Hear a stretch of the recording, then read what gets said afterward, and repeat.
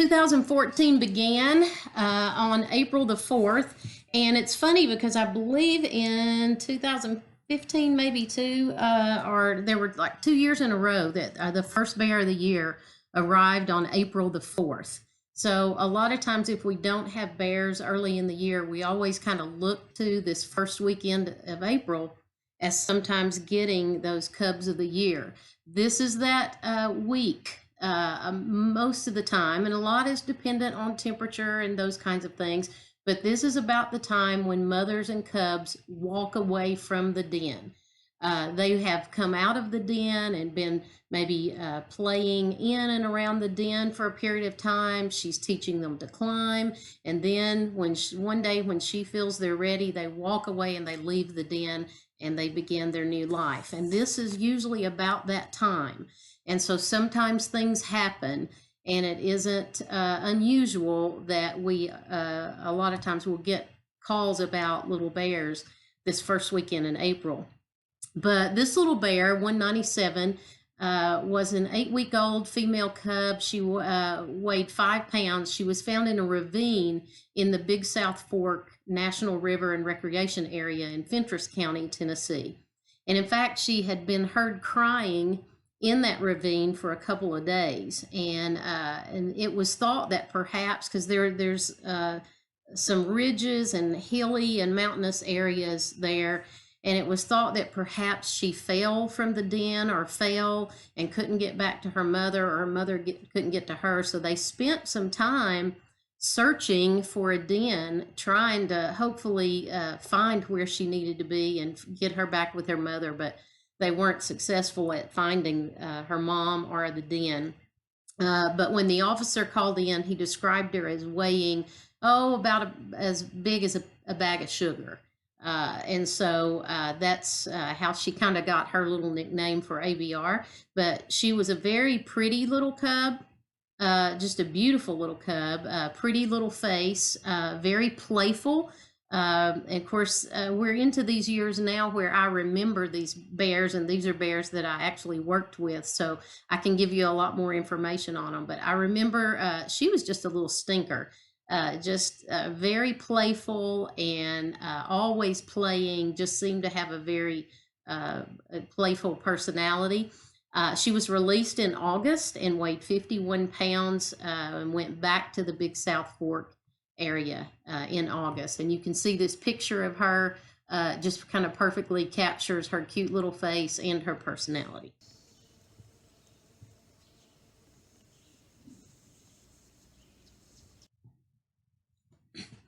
And it was just a week or so after that we were beginning to see with Bear 197. She was so playful.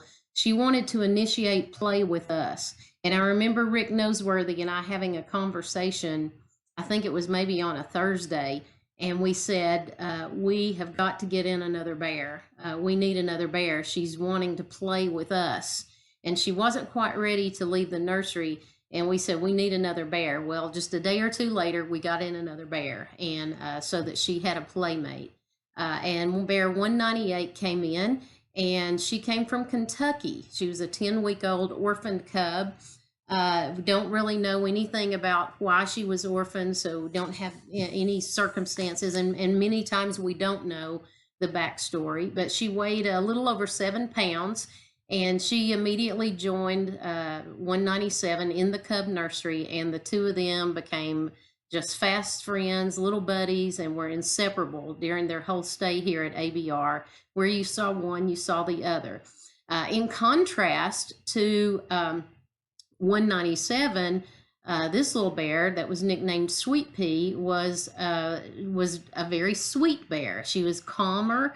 She played, but she seemed to be the more mature of the two bears. And but she was a little taller and longer than Sugar Bear, who was a little shorter and smaller. And she stayed here with us also until August, when she returned back to Kentucky, and she weighed 52 pounds.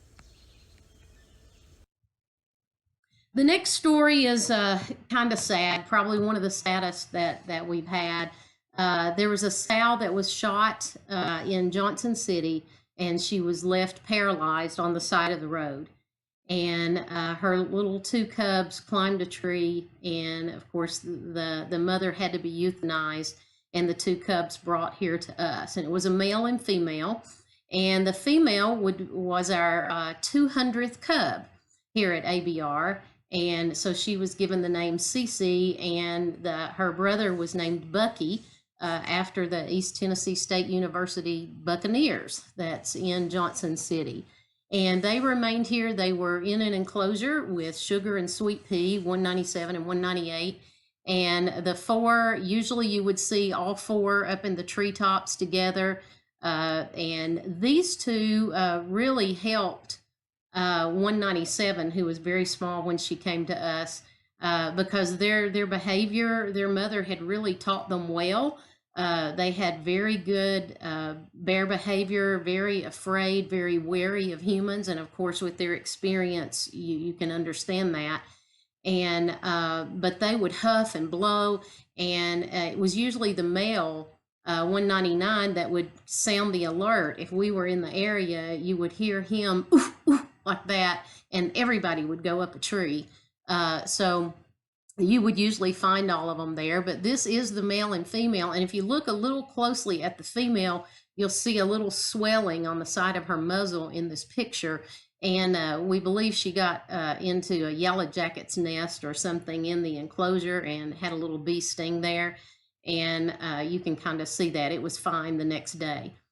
They were also to be released on August the 13th, and the female was. She weighed 51 pounds. But sadly, 199 died during capture here at ABR on the day he would have been released. It was a very sad time for us, and it was also a time that caused us to change the protocol. And at that point, we started trapping the bears into acclimation pens and trying to do more of a passive capture, rather than the wildlife officers entering the enclosure and darting them and trying to immobilize them there. And what actually happened was he was darted, which is normal procedure with the immobilization drug, but he climbed a tree, and his sister ran to him, and she sat on him. And when she did, it prevented him from breathing, and they got to him as quickly as they could, but it was just too late, and he passed away. It was just a devastating death of a bear to us, and it took us a long time to get over that. And we've told you before that when it comes time for these workups and releases, it can be dangerous to bears and humans. It's a very stressful day for us. And we try to keep it as stress-free on the bears as we can.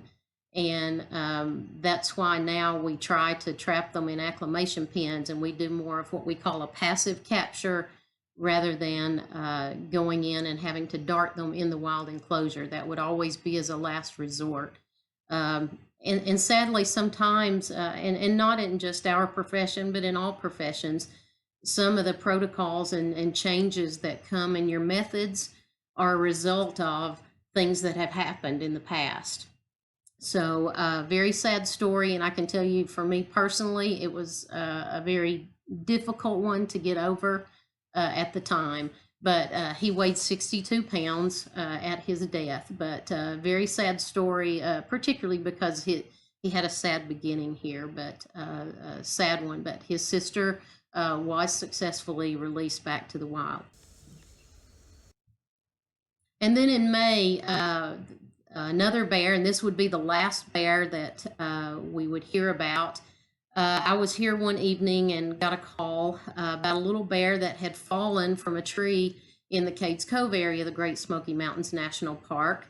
And she had struggled to keep up with her mother, and she had several siblings for about 8 days. And before they could finally capture her, she just tried her best to keep up with them and was dragging her back leg. But they finally caught her and brought her here, and she had a very severe degloving injury, which means there was no fur or skin. I mean, all you could see were muscle, tissue, and bone on that back leg. It was just a horrific injury. But sometimes those things can heal. So we got her to the vet, but there was so much infection and just damage to the back leg, the tendons and the muscle, that it was irreparable, and she had to be euthanized. So she was only with us a day. And the picture that you see is one that was taken by a photographer who actually saw her fall. And I think it had been reported that when she had been seen fall, but they couldn't catch her for a week. So she tried to struggle and keep up. But Pretty Little Bear, another sad story. And that completes all the bears that we had in 2014. So sometimes not happy endings, sad stories, and but we try to learn from those as much as we can, and change what we need to improve situations and our methods and protocols for all the bears in the future.